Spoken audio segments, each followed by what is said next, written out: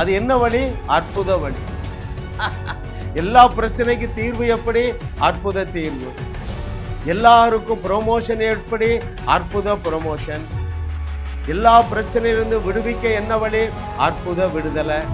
மனித பலனை கொண்டு நீங்கள் எந்த பிரச்சனையும் தீர்த்து வைக்க கூடாது என்பது தேவனுடைய திட்டம். அது அவருடைய அனந்த ஞானம். உன்னை விட்டு விலகுவதும் இல்லை, உன்னை கைவிடுவது. எதுல இருந்து உன்னை கைவிட மாட்டான்னு சொல்றாரு? ஆபிரகாமுடைய ஆசீர்வாதங்களினால் உன்னை நிரப்பு வரைக்கும் நான் உன்னை கைவிட மாட்டேன். நான் செய்ததை விட பயங்கரமான அற்புதங்களை நீ செய்யும் வரைக்கும் உன்னை கைவிட மாட்டேன். அல்லேலூயா. பூமி எங்கும் நீ வெளிச்சமாக பிரகாசிக்க வரைக்கும் நான் உன்னை கைவிட மாட்டேன்.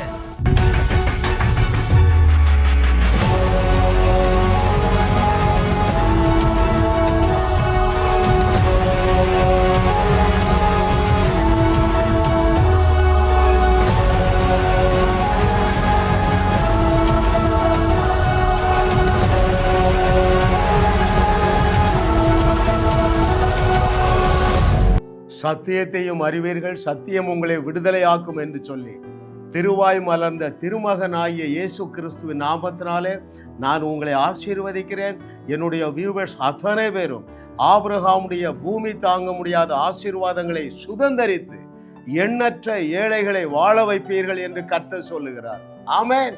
அதுவே தேவனுடைய திட்டமாக இருக்கிறது. எதனாலே நான் இப்படி தைரியமாக சொல்லுகிறேன் என்றால், நான் இரவும் பகலும் வேதத்தை தியானிக்கிறேன். அதை சாறு பிழிஞ்சு எடுத்தால் என்ன வருகிறது தெரியுமா? எந்த ஒரு நபரையும் சாதாரண ஆசீர்வாதத்திற்காக அவர் ரட்சிப்பது இல்லை. எந்த ஒரு நபரையும் சாதாரண அற்புதம் செய்ய அவர் ஒருவரையும் ரட்சிப்பதில்லை. எந்த ஒரு நபரையும் சாதாரண ஊழியம் செய்ய அவர் அழைக்கிறதே இல்லைங்க. புரிந்து கொள்ளுகிறவர்கள் பாக்கியவான்கள். அப்போ உங்களுக்கு ஆசீர்வாதம் என்றால் எப்படி இருக்க வேண்டும்? ஆபிரகாமை போல பூமி தாங்க முடியாத அளவுக்கு இருக்க வேண்டும். அற்புதம் என்றால் எப்படி இருக்க வேண்டும்? இயேசு கிறிஸ்து செய்ததை விட மிக பயங்கரமான அற்புதங்களை தேவன் உங்களை கொண்டு செய்ய வேண்டும். ரைட்? ஊழியம் என்றால் எப்படி இருக்க வேண்டும்? எருசலேம் துவைக்க இல்லிரிக்கம் வரைக்கும் ஊழியம் செய்யக்கூடாதுங்க. அகில உலகம் எங்கும் ஊழியம் செய்யும்படியாக பயங்கரமான அற்புதங்களினாலும் அடையாளங்களினாலும் தேவனுடைய வார்த்தையை உறுதி செய்யக்கூடிய அளவிற்கு ஒவ்வொரு விசுவாசியையும் தேவன் பயங்கரமான வல்லமையினால் நிறைத்து வைத்திருக்கிறார். இதை குறித்து தேவனுடைய ஆவியானவர் உங்களுக்கு ஒரு பிரகாசம் உள்ள மனக்கண்களை தந்தருள்வாராக. 237வது அவருடைய அனந்த ஞானம். We are meditating his sovereign wisdom. அது ஆராய்ந்து முடியாத ஞானமா இருக்குதுங்க. இன்றைய தலைப்பு என்ன? அபிஷேகமும் அற்புதமும். மிக முக்கியமான சத்தியம். ஹல்லேலூயா. பாருங்கள், தேவனுடைய வழிகள் எப்பொழுதுமே ஆச்சரியமான வழிகள். ரைட்? அது என்ன வழி? அற்புத வழி. எல்லா பிரச்சனைக்கு தீர்வு எப்படி? அற்புத தீர்வு. எல்லாருக்கும் ப்ரொமோஷன் எப்படி? அற்புத ப்ரொமோஷன். எல்லா பிரச்சனையிலிருந்து விடுவிக்க என்ன வழி? அற்புத விடுதலை. ஹல்லேலூயா. வேதம் முழுவதும் அதான் நிறைந்திருக்கிறது. Hallelujah. Oh, thank you Lord for your goodness. பழைய ஏற்பாட்டில் எடுத்துக்கிடுங்க.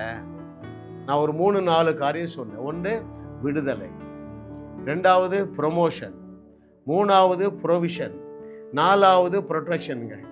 இந்த 4மே பழைய ஏற்பாடாக இருந்தாலும் சரி, புதிய ஏற்பாடாக இருந்தாலும் சரி, அவருடைய வழிகள் என்ன வழிதான்? சூப்பர் நேச்சுரல் வழிதான். ஆமென்.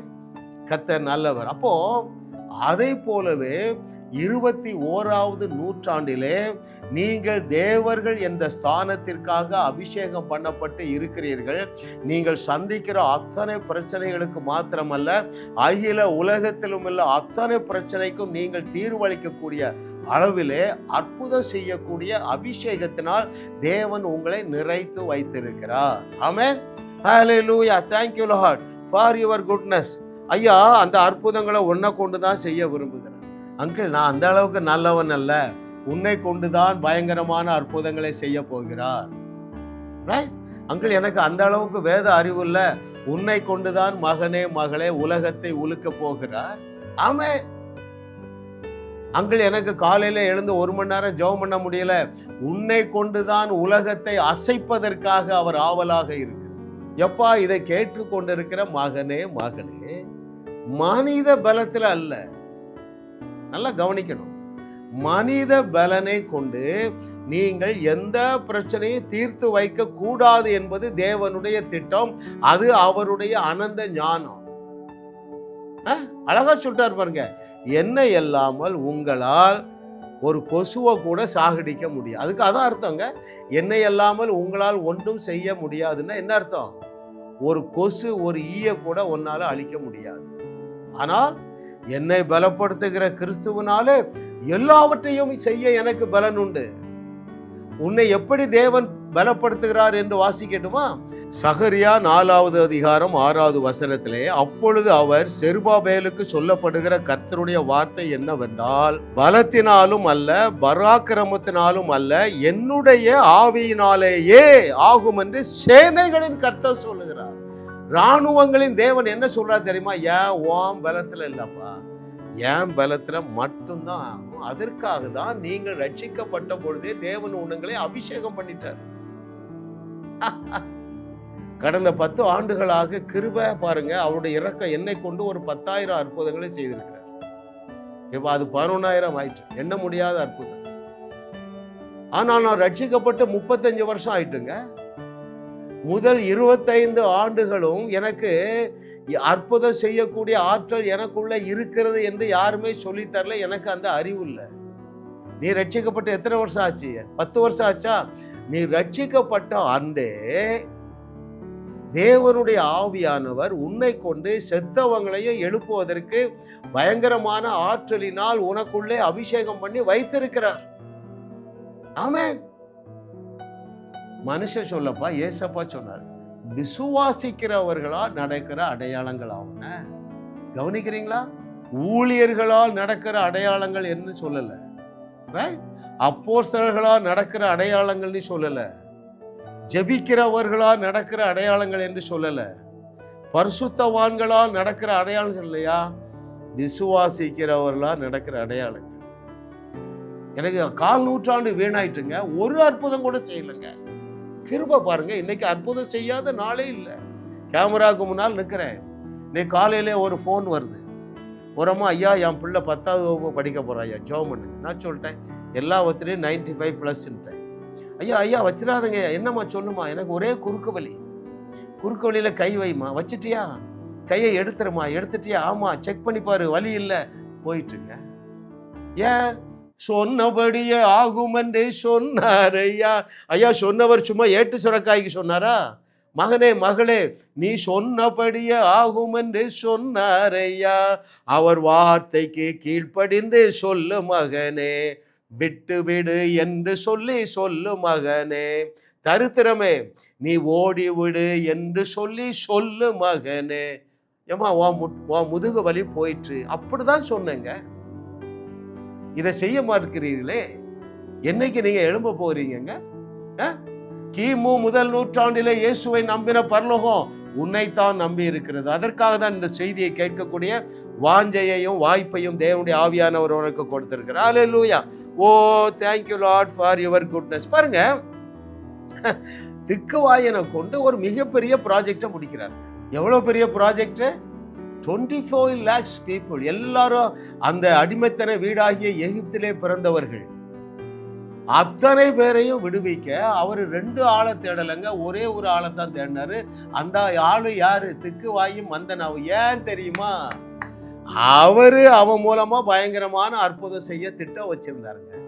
மோசேயும் அற்புதமும் ஒரு மிகப்பெரிய சேனையை விட பலத்த காரியங்களை செய்ததால் எத்தனை பேர் புரியுறீங்க? மோசேயை தனியாக அனுப்பவில்லை, ரைட்? மோசேயுடைய சேனையில 1,00,000 பேர் இருந்திருந்தா கூட அதுல ரொம்ப ஸ்ட்ரகிள் இருந்திருக்குங்க. ரத்தங்களை நிறைய பேர் செத்துருப்பாங்க, ஒருத்தங்க கூட சாகலை. ஏன்? மோசேயும் திக்குவாயனாகிய மோசேயும் அற்புதமும் போதும் எந்த பெரிய காரியத்தையும் தீர்த்திடலாம், எந்த பெரிய அற்புதத்தை, எந்த பெரிய விடுதலையும் கொண்டு வந்துடலாம், எவ்வளவு பெரிய தீர்வையும் கொடுத்துடலாம். நீயும் அற்புதமும் போதும்பா. என்ன செய்யலாம்? இந்த உலகத்திலே காணப்படுகிற அத்தனை பிரச்சனையை தீர்த்து. பட் அற்புதம் செய்யணும். அதற்காக தேவன் உன்னை தனியாக விடல, உன்னை தன்னுடைய ஆவியினால் நிறைத்து வைத்து விட்டு தான் சொன்னார், நீங்க நான் செய்ததையும் செய்வீர்கள், இதை விட பெரிய கிரியைகளை செய்வீர்கள். ஆமென். பரிசுத்த ஆவி உன்னிடத்துல வரும்பொழுது நீங்கள் பலனடைந்து எருசலேமிலும் யூதேயாவிலும் சமாரியாவிலும் பூமி எங்கும் எனக்கு சாட்சிகளாயிருப்பீர்கள். ஆமென். திரும்ப திரும்ப பூமி தான் வருதுங்க. நீங்கள் பூமிக்கு உப்பு, பூமிக்கு வெளிச்சம், உலகமெங்கும் போவீங்க. ஹல்லேலூயா, ஹல்லேலூயா. கர்த்தர் நல்லவர். இன்றைய பாடம் என்னவென்றால், பழைய ஏற்பாட்டில் உள்ள அபிஷேகத்திற்கும் புதிய ஏற்பாட்டில் உள்ள அபிஷேகத்திற்கும் உள்ள வித்தியாசம் ஒன்றை தியானிக்க போறோம். That's very important. பாருங்களேன், நான் முதல்ல சொல்லிடுறேன். பாருங்கள், ஒரு பெரிய ப்ராஜெக்டை முடிக்கணும், சத்துருக்களை அழிக்க வேணும். அப்போ தம்முடைய பிள்ளைக்கு ஒரு சூப்பர் நேச்சுரல் பவர் வேணும். அப்போ அபிஷேகம் பண்ணார். அந்த ப்ராஜெக்ட் முடிந்த உடனே எடுத்துக்கொள்ளப்பட்டார். வேதத்திலிருந்து பார்க்கும் பொழுது நீங்கள் மறுக்க முடியாது. பாருங்க, பழைய ஏற்பாட்டில் ஒரு கேரக்டர் எடுத்து படிப்போம். சிம்சோன் 20 ஆண்டுகள் இஸ்ரவேலர்களை நியாயம் தீர்த்த ஒரு நியாயாதிபதியாக இருக்கிறார். ரைட்? அப்போ அவன் போற வழியில என்ன நடக்குதுன்னா, ஒரு சிங்கம் வந்துருது. மனுஷ பலத்தினால அதை கொண்டு போட முடியாது. ஏன்? இவனுக்கு பெரிய பிளான் இருக்கு. இவனை கொண்டு ஒரு பெரிய அற்புதத்தை, பெரிய விடுதலையை இஸ்ரவேலர்களுக்கு கொடுக்க வேண்டும். அதை நான் உங்களுக்கு வாசிக்கிறேன். அந்த சிங்கத்தை அவன் எப்படி கொண்டு போட்டான்? நியாயாதிபதிகள் 14வது அதிகாரம் 5 மற்றும் 6வது வசனங்கள். அப்படியே சிம்சோனும் அவன் தாயும் தகப்பனும் திம்னாத்துக்கு போக புறப்பட்டார்கள். அவர்கள் திம்னாத் ஊர் திராட்சை தோட்டங்கள் மட்டும் வந்தபோது, இதோ கெர்ச்சிக்கிற பாலசிங்கம் ஒன்று அவனுக்கு எதிராக வந்தது. அப்பொழுது கர்த்தருடைய ஆவி அவன் மேல் பலமாய் இறங்கினதினால் அவன் தன் கையில் ஒன்றும் இல்லாதிருந்தும் அதை ஒரு ஆட்டுக்குட்டியை கிழித்து போடுகிறது போல கிழித்து போட்டான்.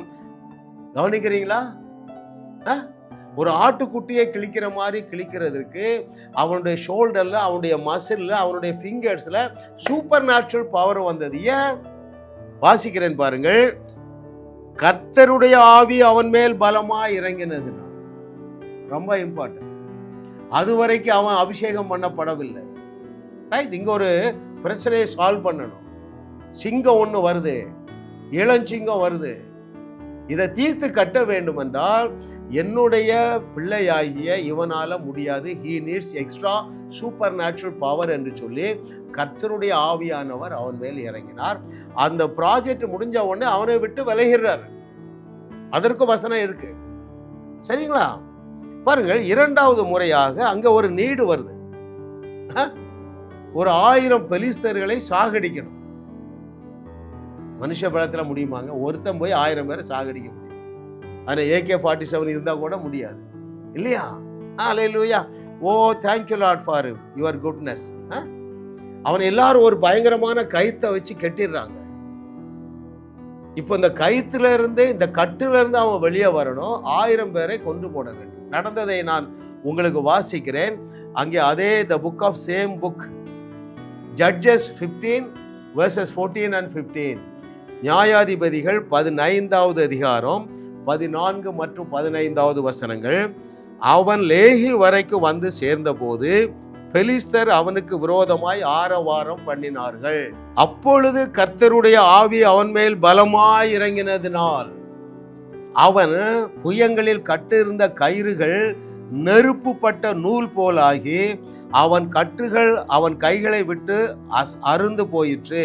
15வது வசனம். உடனே அவன் ஒரு கழுதையின் பச்சை தாடை எலும்பை கொண்டு தன் கையை நீட்டி அதை எடுத்து அதனாலே 1000 பேரை கொண்டு போட்டான். தேவனுடைய ஆவியானவர் பலமாய் இறங்கினார். எப்போ? தேவை வரும்பொழுது. ரைட்? இது 2வது முறையாக வாசிக்கிற. வந்து பாலசிங்கத்தை அழித்து போடுவதற்கு கர்த்தருடைய ஆவியானவர் பலமாய் இறங்கினார். அவனுக்குள்ளே நிரந்தரமாக இருந்தால் இந்த வார்த்தை இப்படி வராது. கர்த்தருடைய ஆவி அவன் மேல் பலமாய் இறங்கினதுனால் அப்படி வராது. பாருங்க, எத்தனை பேர் கவனிக்கிறீங்க அருமையானவர்களே? ஆமே. இன்னொரு வசனம் வாசிப்போம் இந்த சிம்சோனை குறித்து. அங்கே 16:20 16:20 of the book of Judges. அவன் தவறான ஒரு வேசி இடத்துல மாட்டிக்கொள்ளுகிறான். அந்த ரகசியத்தை கற்றுக் கொடுக்கிறான். முகத்தை அந்த தலையில் உள்ள முடியெல்லாம் சவரன் பண்ண பிறகு என்ன இல்லை, அவன்கிட்ட இருந்த பவர் போயிட்டு அது அவனுக்கு தெரியல. பாருங்க, வாசிக்கிறேன்.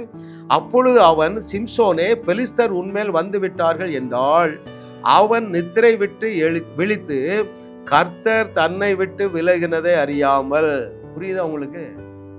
அப்போ பழைய ஏற்பாட்டுல ஒரு தேவையை சந்திக்கும்படியாக கர்த்தருடைய ஆவியானவர் ஒரு தனிப்பட்ட நபர் மீது பலமாக இறங்கினார். Since we are under better covenant, நாம் மேலான உடன்படிக்கை கீழே இருக்கிறதுனால, நாம் ரட்சிக்கப்பட்ட பொழுது நமக்குள்ளே வந்த தேவனுடைய ஆவியானவர் அந்த பலத்தை வல்லமை நமக்குள்ளேயே நிரந்தரமாக இருக்கிறது. எத்தனை பேர் கவனிக்கிறீங்க அருமையானவர்களே? ஹல்லேலூயா.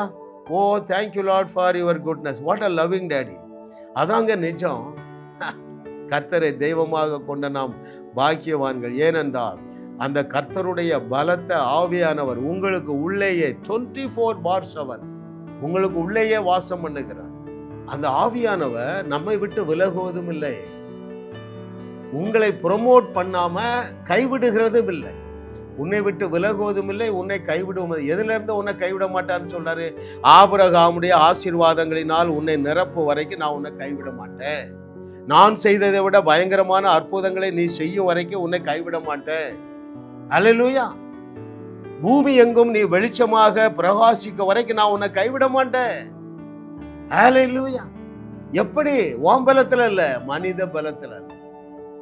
அல்லேலூயா. கர்த்தர் நல்லவர். அருமையானவர்கள், இந்த சத்தியத்தை நீங்கள் அறிந்து கொள்ளுவீர்கள் என்றால் சாதாரண வாழ்க்கை வாழ முடியுமா? அந்த சிம்சோன் பாருங்க, அநேக காரியங்கள்ல குறை உள்ளவன். அவனுக்கு சிலுவை கிடையாது, ரைட்? அவனுக்கு இயேசு கிறிஸ்துங்கிற நாமம் கிடையாது, இயேசு கிறிஸ்துவுடைய ரத்தம் கிடையாது, இயேசு கிறிஸ்துவுடைய மாமிசம் கிடையாது. அப்பொழுதே அவன் அந்த விளையாட்டு விளையாடி இருக்காங்க. இப்ப நமக்கு இயேசு கிறிஸ்துங்கிற நாமம் இருக்கிறது. we are under better covenant. மேலான உடன்படிக்கையின் கீழே இருக்கிறோம். உன்னை குறித்து இயேசு கிறிஸ்து என்ன சொன்னாரு? பழைய ஏற்பாட்டில் எந்த இடத்திலும் தேவனாகிய கர்த்தர், நீங்க நான் செய்ததையும் செய்வீர்கள், அதை விட பெரிய அற்புதங்கள் செய்வீர்கள் என்று ஒரு இடத்துலையும் சொல்லலைங்க. புதிய ஏற்பாட்டில் ஒவ்வொரு விசுவாசையும் பார்த்து சொல்லுகிறார், நீங்கள் நான் செய்ததையும் செய்வீர்கள், இதை விட பெரிய அற்புதங்களை செய்வீர்கள். எப்படி என்றால் கர்த்தருடைய ஆவியானவர் நிரந்தரமாக உங்களுக்கு உள்ளேயே வாசம் பண்ணுகிறார். ரைட்? இதெல்லாம் எனக்கு ஒரு ரெவலேஷனா வந்தது பாருங்க. இந்த வார்த்தையெல்லாம் எனக்கு மாம்சமா மாறிட்டு பாருங்க. இந்த வார்த்தை என்னுடைய மனதை புதிதாக்கிட்டு பாருங்க. எத்தனை மணிக்குனாலும் என்ன செய்து கொண்டிருந்தாலும் நான் அந்த தண்ணீரை திறந்து விடுவேன். நான் ஏற்கனவே சொல்லியிருக்கேன் பாருங்க. லண்டன்ல இருந்து ஒரு அம்மா கூப்பிடுறாங்க, வயது 80, 60 வயதுல அங்க கீழே விழுந்துட்டாங்க, 20 வருஷம் படுக்க. அவங்க டைம் தெரியாம இரவு 2 மணிக்கு கூப்பிடுறாங்க. நானும் எடுத்துட்டேன், தூக்கத்தை விட்டு எழுந்து எடுத்துட்டு போய் படுத்துக்கிட்டேன். ஃபோனை பார்த்தா ஏதோ ஓவர்சீஸ் கால். சரி எடுப்போம்னு எடுத்து, ஐயா நான் இங்கே யூகேலேருந்து லண்டன்லேருந்து பேசுகிறேன் ஐயா, உங்கள் செய்தியை கேட்டேன் ஐயா, எனக்கு ரொம்ப சந்தோஷமாக இருக்குய்யா, நான் இப்படி தான் செத்து போனேன்னு படுத்து கிடக்கேன். ஆண்டவர்கிட்ட சொல்லிட்டு, ஆண்டவர் நான் எழும்பலாம் மாட்டேன், எனக்கு டயர்டாக இருக்கு ஆண்டவர், நீர் சொன்னீர், அவர் சொன்னபடியே ஆகும் என்று சொன்னேன். நான் அப்படியே படுத்துட்டேன். சிஸ்டர், 2000 வருஷத்துக்கு முன்பதாகவே நீங்கள் சுகமாகி விட்டீங்க, எழுந்து நடங்கன்னு சொன்ன பொழுது எனக்குள்ளே இருக்கிற ஆவியானவர் அந்த தொலைபேசி மூலமாக என்ன செய்கிறாரு, சேட்டலைட் போயிட்டு அப்படியே அந்த அம்மா காதில் நான் சொல்கிற வார்த்தை, அவங்க எழுந்தாங்க, குதிச்சாங்க, துதிச்சாங்க. பாருங்கள், நீங்கள் பேசும் பொழுது அந்த அபிஷேகத்தில் உள்ள வல்லமை ஜனங்களை விடுவிக்க அது எப்பொழுதுமே ஆயத்தமாக இருக்கிறது. இந்த பாக்கியம் தாவீதுக்கு கிடையாதுங்க, இந்த பாக்கியம் எலிசா எலியாவுக்கெல்லாம் கிடையாதுங்க. அல்லேலூயா, அல்லேலூயா. கர்த்தரை தெய்வமாக கொண்ட 21வது நூற்றாண்டு விசுவாசிகள் நீங்கள் பாக்கியவான்கள். சத்தியத்தை தேவனுடைய ஆவியானவர் சரியாக உங்களுக்கு போதிக்கிறார். ஹல்லேலூயா. சாதாரண வாழ்க்கைக்கு நீங்க வாழவே முடியாதுங்க. ஆமா, 80 செய்தி நம்ம செய்தியை கேட்டாங்க. அந்த அம்மா பேர் என்ன? ஹல்லேலூயா. அவங்க கணவர் பெயர் அருள். புருஷன் இறந்து போயிட்டாரு. டாக்டர் தூக்கிட்டு போங்கன்ட்டாங்க. இவங்க தூக்கிட்டு வந்து வீட்டில் கிடத்திட்டு சொல்கிறாங்க, நான் இறந்து போனாரு, ஒருவரையும் அழைக்கணுங்கிற எண்ணமே வரல. எப்படி சிஸ்டர் அப்படின்னு கேட்டால், 80 செய்தி உங்கள் செய்தி கேட்டேன். அது வரைக்கும் அந்த அம்மா யார்ட்ட ஒரு நாளும் பேசலை பாருங்க. ரெஜிஸ், சிஸ்டர் ரெஜிஸ், லாசருவே எழும்பு வெளியே வாந்தான்னு சொன்னார். அருள் எழுந்துருங்க, எழுந்துருங்க அருள், நீங்கள் படுத்தது போது. 25 நிமிஷம் அப்படி பேசுனாங்களாங்க. 26வது நிமிஷம் அவங்க புருஷன் எழுந்து உட்கார்ந்துட்டார். 2 பேரும் மெட்ராஸுக்கு வந்து சாட்சி சொன்னாங்க. ஏன்? நீங்கள் சொல்லும் பொழுது உங்களுக்குள்ளே தேவன் நிறைத்து வைத்திருக்கிற அந்த அபிஷேகம், அதில் சூப்பர் நேச்சுரல் பவர் இருக்கு பாருங்க. அந்த பவர் நீங்கள் பேசும் பொழுது அது பாய்ந்து செல்லுகிறது. ஹல்லேலூயா, ஹல்லேலூயா. Thank you Lord for your goodness. எவ்வளோ பெரிய குட்னஸ் இல்லை? வாழ்க்கை இன்பமயமாக மாறிவிடும். You will have a honorable life. ராஜாக்கள் உன்னை தேடி வருவார்கள் மகனே, மகளே. Thank you Lord. That is the supernatural power of that anointing. ஆனால் தான் இன்னைக்கு தலைப்பு என்ன? அபிஷேகமும் அற்புதமும். ஹல்லேலூயா. ஐயா, அற்புதம் இல்லாத வாழ்க்கை இருள் நிறைந்த வாழ்க்கை. உங்களால் அற்புதம் தான் நீங்கள் இன்னும் செய்யலை தவிர, அற்புதம் செய்யக்கூடிய ஆற்றலினால் நீங்கள் நிரப்பப்பட்டு இருக்கிறீர்கள். விசுவாசிக்கிறவர்களா நடக்கிற அடையாளம் தானே. நீங்க விசுவாசி தானே. இயேசு கிறிஸ்து தேவன் என்று நீங்க ஏற்றுக்கொண்டு இருக்கிறீர்களா? கம்யூனியன்ல பங்கு பெறுகிறீங்களா? ஞானஸ்நானம் எடுத்திருக்கீங்களா? உங்களை பார்த்தாலும் சொன்னார், விசுவாசிக்கிறவர்களா நடக்கிற அடையாளங்களாவன வியாதியஸ்தர்களை சுத்தமாக்குவார்கள், குஷ்டரோகிகளை சுத்தம் பண்ணுவார்கள், மரித்தோரை உயிரோடு எழுப்புவார்கள். வேற என்னது? பிசாசை துரத்துவார்கள். நீங்க விசுவாசி தானங்க. எப்போ இந்த இயேசு கிறிஸ்துடைய வார்த்தையை விசுவாசிக்க போறீங்க? ஹல்லேலூயா. ஐயா, பரலோகம் ஒன்னே இல்லப்பா நம்பி இருக்கு. சீசர்களை நம்பி இருக்கா? இல்லை. இயேசுவை நம்பி இருக்கா? இல்லை. மிஷனரிஸை நம்பி இருக்கா? இல்லை. 21வது நூற்றாண்டிலே இந்த தேசத்தை மாத்திரமல்ல, இந்த வையகத்தையே அற்புதங்களினாலும் அடையாளங்களினாலும் அவருடைய வார்த்தையை உறுதி செய்து இந்த வையகத்தையே வாழ வைக்க தேவன் தம்முடைய ஆவியினால் உன்னை நிரப்பி வைத்திருக்கிறாரு. அந்த ஜீவ தண்ணீரை திறந்து விடுவது எளிதானது. இதை குறித்து இயேசு கிறிஸ்து என்னங்க சொன்னார்? நான் வாசிக்கட்டுமா? முக்கியமான வசனம். இந்த நம்பரையாவது ஞாபகம் வச்சுடுங்க. ரைட்? யோவான் எழுதின சுவிசேஷம் 7வது அதிகாரம் 38 மற்றும் 39வது வசனங்கள். John's gospel chapter 7 verses 38 and 39. வேத வாக்கியம் சொல்லுகிறபடி, என்னிடத்தில் விசுவாசமாய் இருக்கிறவன் எவனோ அவன் உள்ளத்திலிருந்து ஜீவ தண்ணீர் உள்ள நதிகள் ஓடும் என்றார். 39வது வசனம். தம்மை விசுவாசிக்கிறவர்கள் அடைய போகிற ஆவியை குறித்து இப்படி சொன்னார். எத்தனை பேர் கவனிக்கிறீங்க? 39 பாருங்க. தம்மை விசுவாசிக்கிறவர்கள் அடைய போகிற ஆவியை குறித்து அவர் என்ன சொன்னாரு? நான் போவேன், போகிறது நல்லது, நான் போய் தேற்றரவாளனை உங்களுக்கு அனுப்புவேன், அவர் உங்களை சகல சத்தியத்துக்குள்ள நடத்துவேன் என்று சொன்னார் பாருங்க. பெந்தேகோஸ்தே நாளிலே இந்த பூமியிலே அனுப்பப்பட்ட தேவனுடைய ஆவியானவர் தேவனுடைய பிள்ளைகளுக்குள்ளே தான் வாசம் பண்ணுகிறார். அதனாலதான் தேவன் சொன்னார், என்ன சொன்னார்? நீங்கள் நான் தங்குகிற ஆலயம். பரிசுத்த ஆவியானவரை நீங்கள் சுமந்து கொண்டே தான் எங்க போனாலும் செல்றீங்க. ஹல்லேலூயா. அதற்காகவே தேவன் உங்களை குவாலிஃபை பண்ணாருங்க. உங்களுடைய ஆவி மனுஷனிலே ஒரு அழுக்கும் இல்லை. நீங்கள் பரிசுத்தமாக்கப்பட்டு நீதிமான ஆக்கப்பட்டு பரிபூர்ணமாக்கப்பட்டு இருக்கிறீர்கள். உங்க ஸ்பிரிட் மேல ஆவியான தேவன் அந்த அபிஷேகம் உங்களுடைய ஆவி மனிதனில் தங்கி இருக்கிறது. அந்த தண்ணீரை திறந்து விடக்கூடிய கலையை கற்றுக்கொள்வது எளிதிலும் எளிது. எப்படியா அந்த ஜீவ தண்ணீரை திறந்து விடணும்? ஜீவ தண்ணீர்னா என்ன? Super natural power, super natural abundant blessing, super natural abundant power. இது எப்படிங்க திறந்து விடுறது? பேசினா போதும், நிழல் பட்டா போதும், கை வச்சா போதும். He has made it so simple. ஆமென். இயேசு கிறிஸ்து உங்களை பார்த்து சொன்னார் அல்லவா, தேவ வசனத்தை பெற்றுக்கொண்டவர்கள் தேவர்கள் என்று சொல்லி. ஏன் தெரியுமா? அவருடைய வசனம் அபிஷேகிக்கப்பட்ட வசனம். அந்த வசனத்தினால்தான் நீங்க ரட்சிக்கப்பட்டிருக்கீங்க. அப்போ நீங்கள் அந்த அபிஷேகத்தினாலே தேவர்களாக இருக்கிறீர்கள். ரைட்? சொன்னவர் யாரு? இயேசு கிறிஸ்துங்க. அப்போ இந்த அபிஷேகத்தினுடைய வல்லமையை குறித்து நீங்கள் அறிந்து கொள்ள தொடர்ந்து எங்களுடைய செய்திகளை கேளுங்கள். உங்களுடைய வாழ்க்கையிலே காணப்படுகிற உங்கள் பிரச்சனையை தேடியும் காணாதிருப்பீர்கள். முதலாவது, உங்கள் வியாதியை தேடியும் காணாதிருப்பீர்கள், உங்கள் தரித்திரத்தை தேடியும் காணாதிருப்பீர்கள், உங்கள் கண்ணீர் கவலைகளை தேடியும் காணாதிருப்பீர்கள். அதுக்கு என்ன தேவை?